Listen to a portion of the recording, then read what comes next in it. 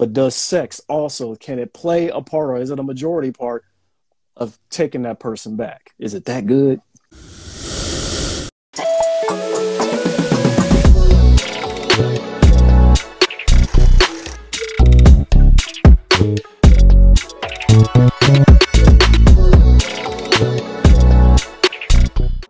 That wouldn't be a thing for me. I mean, I'm gonna be honest. You can get good sex anywhere.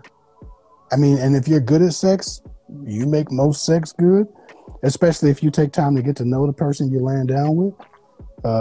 And to be quite honest, man, sex is something that you should have the opportunity to learn and grow with someone and get better.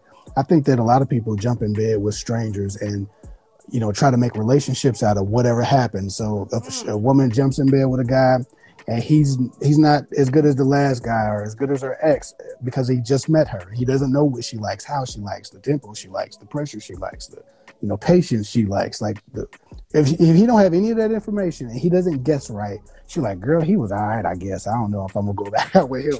You know, she don't even know her body half the time. Right. You know, I seen the TikTok. Tell me you don't know how to, you know, communicate your needs without telling me you don't know how to communicate your needs. But men do that too. Men watch a lot of porn and then come up to a woman and do whatever they seen their favorite porn guy that they admire do. Doesn't work on women, or they don't have what he has to do it, and all of a sudden they giving out terrible performances. I think that in general, if you've been together, if you've been a couple, then you've learned, hopefully, how to both please each other in a way that I don't think can be duplicated by any stranger. So it does give you an advantage sexually. But when people are usually just having sex and they're in a toxic relationship, they hate each other's guts, but they keep finding themselves in bed, it's not necessarily the sexual need as much as it's the need to feel close again, right? Because there's an intimate exchange that's happening. And if we can't express ourselves or communicate verbally, if we're off energetically, if spiritually we're both unbalanced and we don't know how to be the bigger person or operate in wisdom and discernment and use that to strengthen our relationship, but we have this one carnal physical connection that we figured out because we've practiced it. We've had sex 1,000 times or 300 times or however long the relationship was. We're practiced. We don't need to actually be present emotionally. We need to be present emotionally, but not spiritually, not really vibrationally sound. So it's easy. Sex can be very easy once you've learned and trained in what each other likes. So it can keep you in place because you keep encountering each other emotionally through the one thing that you got right, which was sex. But it's not actually sex when you have two people who care about each other but aren't fit for each other. It really isn't about sex, because I know a lot of people who break up. I know a lot of guys who break up, screw a new woman every day, but still keep going back and screwing that old woman. Now, listen, there used to be this quote that says, show me a beautiful woman and I'll show you a man that's tired of screwing her. You remember hearing that? I know you've heard that probably in the 90s. That man is usually tired of screwing her until, for whatever reason, he's not privileged to her emotions and her preference anymore. Then all of a sudden, she becomes the unicorn. She becomes the thing that he's looking for, right? So they go back to each other. They fall in bed with each other, but it's not really the sex because he's getting all the sex he wants.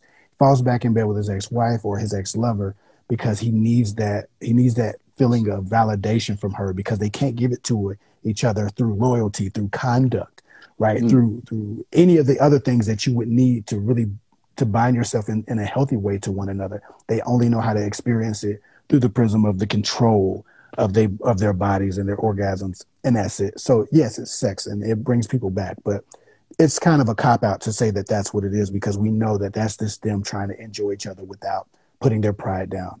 It's just it's weird. So no, people think it's love, right? We use that word all the time and we use it incorrectly.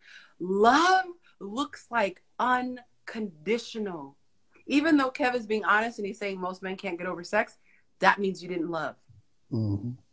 Because when you love, you are operating in the highest energy vibration, and that's divine energy. Because he realizes she's not cheating to disrespect me. She's cheating because she's hurting. She has a spiritual wound. And if she has a spiritual wound, I didn't cover her enough spiritually. Because nobody can come in and sniper someone who's completely protected. So a man who is operating at his highest level will make sure that woman is so secure. A woman's nature is not to cheat. It's not to physically cheat. It's not in her nature. She will actually hurt herself with her devotion to a man.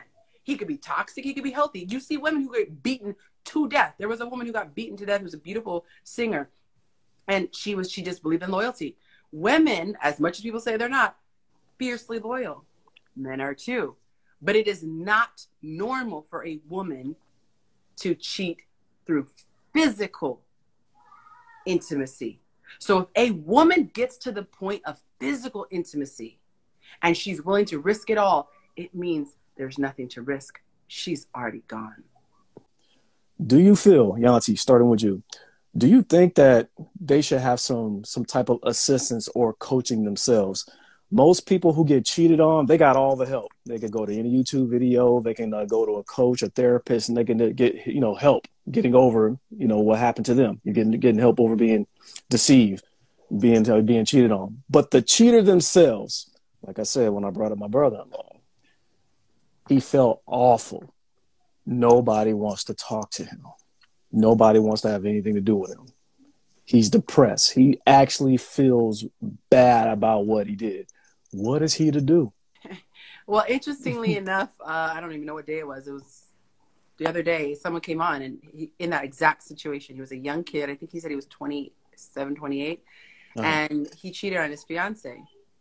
And it's the same thing. He didn't know how to express his emotions. And so when he felt utterly what is the word? Helpless, powerless. Instead of speaking to her, which I'm not bashing him, but he didn't know how to do it. He found comfort somewhere else. You could see he loved his fiance. Oh, he loved her. Right. But he was weak and didn't have the tools. So I honestly think that they can talk to someone like us. I've worked with people who say that. And the reason they need love, because the world writes them off. And I told the guy that when you're a cheater, I mean, you may as well be a pedophile in relationship terms. Like you're like the lowest, like even in prison, like a pedophile they're the scum of the earth. When it comes to offenses, that is like, you are the pedophiles of of relationship criminals, whatever. And so the issue is, it's our pride as the person who got cheated on that keeps us from empathizing. Now, am I saying you should stay? If you're not married, hell no. But if you are married, the way that you can get past it is if you understand their spiritual wound. And you actually are not afraid of them cheating on you again when they get healed. Because like I said, nobody desires to cheat. There's no healthy person who's like, today will be a great day to cheat on my person. Most people do it because they feel like they're between a rock and a hard place. I still love this person, but my needs aren't getting met, which is why women, we don't condone it, but we say, my God, why would you put your man between a rock and a hard place? He should be between your booty and... Let me stop. Anyway, he should be stuck between a good meal and your booty. Like, that's the only rock in a hard place. That shouldn't be hard. Anyways, you guys. Right on. The person who did, they're usually dealing with shame. And not only is the shame from the person they cheated on, but it is like telling a woman, you have a criminal past. Yeah, I did time. Like, that's going to come up. Women always ask, have you ever cheated? So if you tell the truth, she's probably going to run. And if you don't tell the truth, she's going to run later because she says you're a liar and a cheater. Oh, see, you're consistent. So it's this, damn if you don't. So it's that's why we just say, don't cheat. If you're tempted to cheat, it's better to break it. You could break it off on Tuesday, have sex on Wednesday, and according to the Matrix rules, that's not cheating. It's tacky, but technically, well, I was out of my contract. That's why I say dating, don't have sex when you're dating, because if you can get out of your contract, which is not even a contract, by verbally just excusing yourself, not a lot of stability there. So I could technically break up with you on Tuesday, have sex with her Wednesday, ask to get back with you Thursday, and I didn't cheat. I wasn't with you. Anyway, that's another tangent. But to get back to the point, the person should get counseling. He should get counseling. He or she should get counseling to see why they did it to begin with, because a lot of people don't realize why. Even if the cheating doesn't consist of another person physically, the cheating could be porn addiction, like he can't stop masturbating to porn. It could be that he has an addiction to attention. Some men flirt with every woman at work because they literally need their ego stroked. There are some men who always cross the line. They like, well, I didn't sleep with them. Yeah, but you gave her $1,000 worth of energy coins. Like, you gave her a lot. Those coins should have come home to me. So there's various levels of cheating, but we tend to just worry about this kind and act like that. But to answer your question, they should get help and find out what is the underlying spiritual wound that they are compensating for with that. Watching porn is cheating. It's kind of jacked up, because if I walked in on my wife and she was on the turntables, I don't know whether to join her or sit back and watch. So is this true? Not the turntable. I'm not one who has a problem with any porn outside of that pedophilia garbage, the bestiality, the shit that people get into when they got some real demonic, issues. Yeah, when they go too far. Yeah. Now listen, of course porn is bad, right? I guess it's bad. But when I meet cheaters, and I talk to people before they cheat, when they're tempted to cheat, I talked to a person today that was tempted to cheat. A young woman was like, I'm having difficulty, right?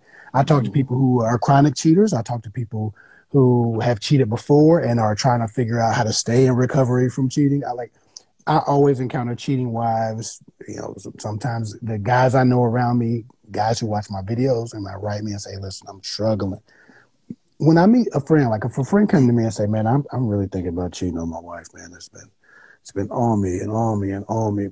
And the girl's on my ass and she trying to get me to come over tonight. I'm gonna be honest, this is what I tell people. If this threat is immediate, I always tell guys, listen, man, go home, rub one off to the thought. And if you don't have a sense of relief that you don't have to escape out a window or run out a door or get that girl out of your hotel room, then it's probably a good idea never to think of that again and never cheat. But if for whatever reason you feel regret that it really didn't happen in that moment, that post-nut clarity, you don't feel relief, but you feel regret, you probably don't love your partner the way you think you love your partner, right? So there's something to be said for how you think of your partner when you're that clear, right? In most cases, it's like, oh God, I'm so glad I didn't do that.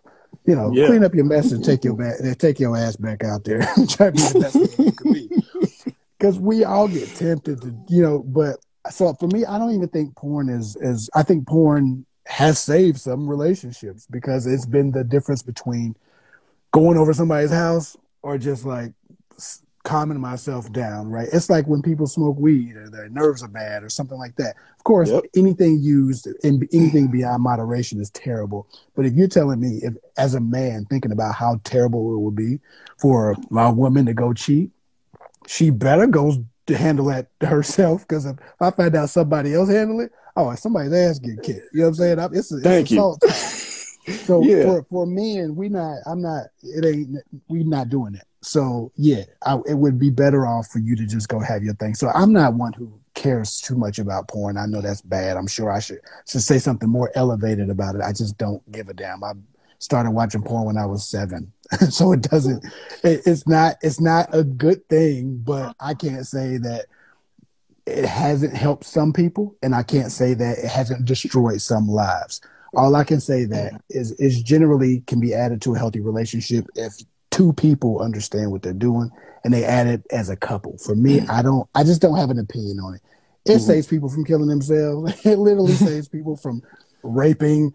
It saves people from getting STDs. Like, there's a use for porn in our society. So I'm not completely anti-porn. I'm not completely evolved. I'm not the spiritual guru over stopping porn. I know that's terribly disappointing, but I'm not a bullshitter. I don't care. I don't have an addiction to porn.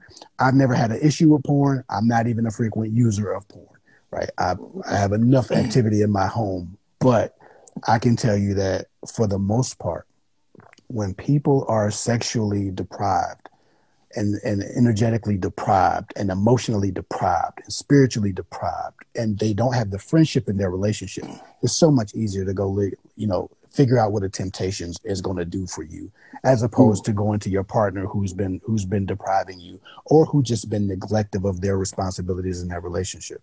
So of course we should all tend to our relationship, but we should also be able to fall off without our partner screwing somebody. I'm not equating cheating with another person with porn. Right. Oh yeah, he went over to the point. He started. He's been, did you do it yet? Have you been sipping today? Nah. Well, the reason why is because it's a coping mechanism. So for me, like I don't have a problem with weed. Like if someone just enjoys the experience of weed, I don't have a problem with weed. However, when a person can't calm down and they're using weed to change their spiritual state, because spiritual we call it emotions, but it's really your spiritual state. Right. That is unhealthy. So to me, if you are so compelled that you're looking for satisfaction, that you need to watch two strangers have a very intimate experience and you need to be a voyeur, that's not healthy. It's not popular to say that. There's something wrong there, but it's such a popular part of our culture that I sound weird saying that. That's not normal to watch two other people have an intimate, private encounter. And what it does is it numbs you. It actually affects your testosterone level. It affects your masculine energy. It affects your drive. So the reason why I'm making a big deal about this is if it keeps you from raping someone, of course I'm going to pick you masturbating to porn than raping. But try to get healed instead. That's terrible. Try to figure out why it is. Try to figure out why it is that your sexual urges are literally controlling you as an entire human. That's like me saying, because I feel the need to sneeze, I'm going to go slit someone's throat. I should not be so controlled by a bodily influence. And for me as a woman, like, literally, like, let me not give too much information, but when I began my spiritual journey, I felt led to get rid of even things that give me pleasure, let's just say that are battery operated. I don't usually get this detail, but I'm gonna get this detail. I just feel like I don't need to substitute. Like when it's time and it's with my husband, that's great. And I'm not putting it down. Like if it's with my husband, that's fine. But if I'm by myself, I don't want to seek sexual pleasure by myself. I want to be able to reserve that for my man so that when I'm with him, I have the most pent up energy for him. I don't want to expel that for something battery operated. So that's why it's deeper for me. With absolute 100% positivity and respect to that, men are pretty controlled by their testosterone levels from time to time. From 15 to 19, you could pry me away from anything that I could. Like, you're not in your right mind when you're young. So, like that's the maturity in your body as well as the maturity in your hormones as well as everything settling down. I feel like, for the most part, men don't have loyalty to the idea of the woman they're going to be with. They have loyalty to the woman they've chosen and learned to trust is going to stay with them. So a lot of times a woman will take a more elevated position around sexuality totally. Like she'll be like, I want to save myself for the perfect guy, or I want to make sure that I'm pent up for him. I want to make sure that I'm prepared for this relationship. I'm healthy in every way. So she'll abstain even when she's not being loyal to a particular person. Men, I will be honest, need a particular person. Yeah. I've never been in energy, if I may insert that, because that always of course. But when we talk about people stopping themselves from rape, I'm just saying in the most extreme cases, porn in and of itself has a place in society. Like weed, like cigarettes, like a drink, like a drink of wine. Like people do things to escape the moment so as a drug, it performs like every other drug, right? Every other manipulator of the body or the spirit or the energy. That's my point about that. But yeah, to her point, man, this it's dangerous when consumed in large quantities or on a regular basis, or as a habit, right? People get into the habit. We're creatures of habit. So you should probably stay away from it in habit at the very least. And what you said about men having to learn how to control their physical bodies, the same happens for women with their spiritual bodies, so their emotions. And that's why when men don't, most women, myself included, because I'm just not a man, I have to take your word for it, we cannot even fathom the influence that your physical urges have over you. And most men cannot even fathom the influences that our emotions have over us. That is why men say, no, she's choosing to be like that. There's no way she's not hearing this logic. Yes, if you are in a riptide, if you're on fire, you're not hearing logic. You're like, right. And so for a woman, that's where she's at. So kudos to you guys for making it through that stage.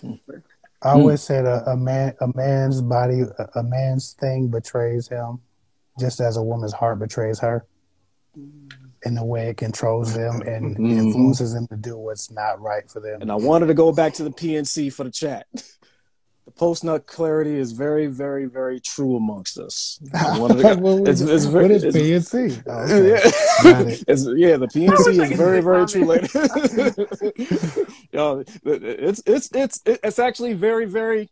It's very mature in the comments. They not laughing or nothing. They know why, because they probably know somebody that this is going, that's going through this, or they can just relate to them themselves. I mean, we are pretty much a part of the generation. We're literally part of the adult entertainment generation. Like if Kev can pretty much say that from maybe 9 to 16, he had access to porn. It's like, my God, we're talking about. I was watching Taxi Cab Confessions at 7. We had HBO. We had all of that. Red Shoe Diaries. I think that was Showtime or whatever. But now, when broadband kicked in, AOL, internet, when all you had to do was, are you 18 and older? And you just said, yeah, of course I am. Clicked yes. And you 12, 13. Look how easy it was.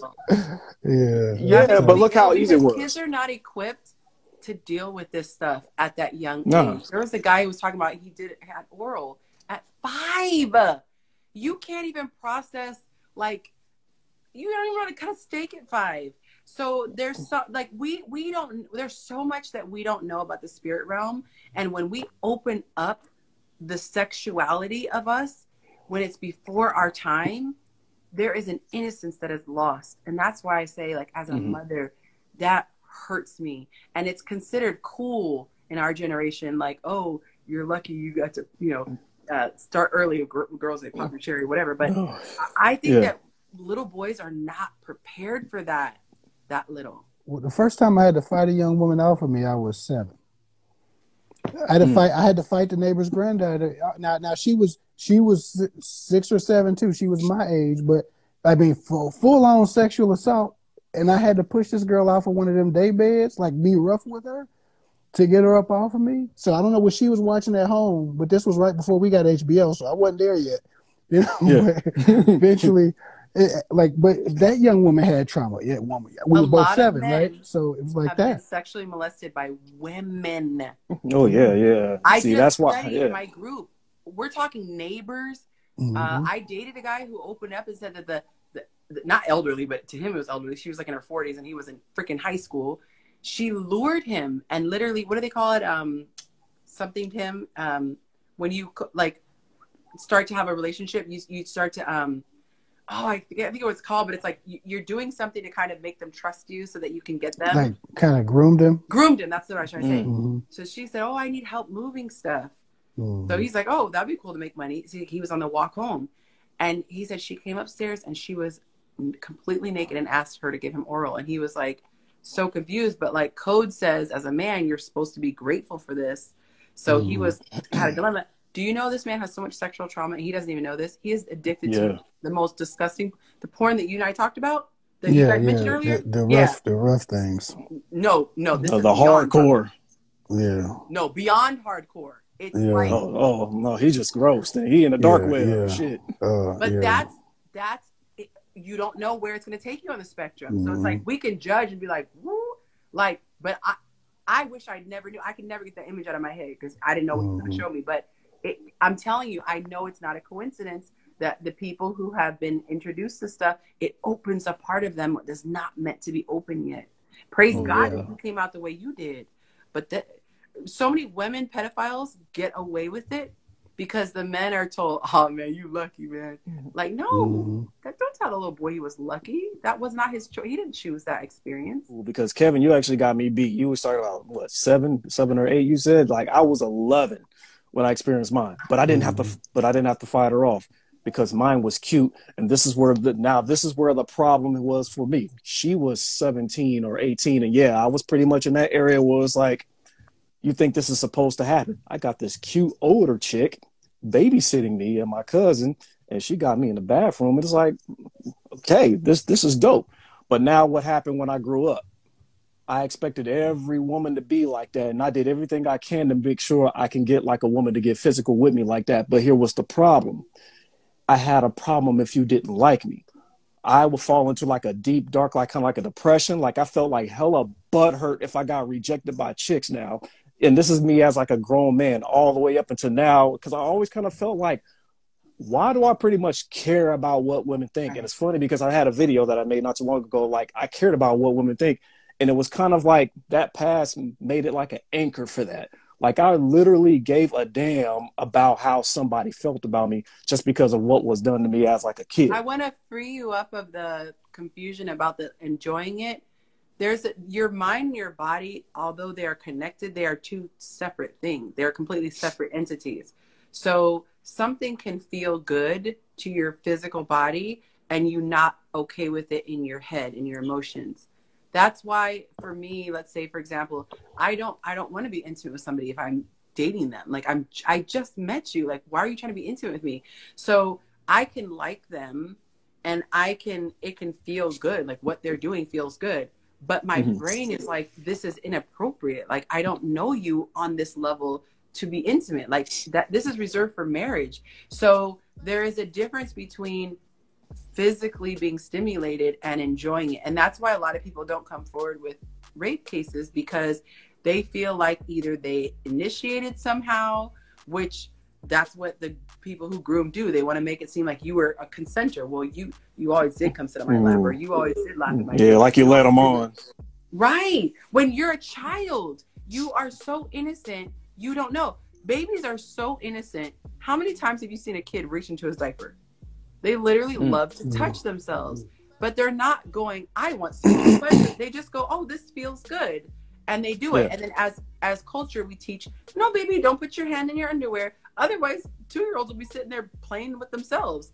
So they're not over here like, stimulation. So some creep comes along, want me to help you? I can make it come faster. Like, it's not appropriate. Even though their organs are working, it's not meant to be in that space in that time period. So that's the one thing. But the other thing that you spoke of was a spirit of desperation. We are spirits first. And there is a spirit of desperation that exists in all of us, because when we are severed from the proverbial womb, which was the Garden of Eden, we are malnourished. So we crave that connection back. That umbilical cord was severed back then. So everybody is yearning for this connection with the Creator, but they fill it with other things, with vices, with porn, with sex, with relationships, with money, with career. They want to feel validated. It's like this emotional check. I'm worthy. I'm worthy. And they seek that worthiness. And the only way they get off that hamster wheel is if they have a spiritual encounter. And then they finally go, I am worthy. You will never feel worthy until you have that spiritual encounter, which is why I'm such a nut job for God, because I was on that hamster wheel, and I wouldn't even have to like a guy, but they could not like me. I would get with guys just to see if I could get them, and realize later I didn't even like him. I'd never even stopped to think if I liked him.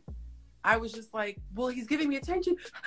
And then I look back and I'm like, oh my God, why did I even give that guy the time of day? And I realized it's because I was so desperate for validation.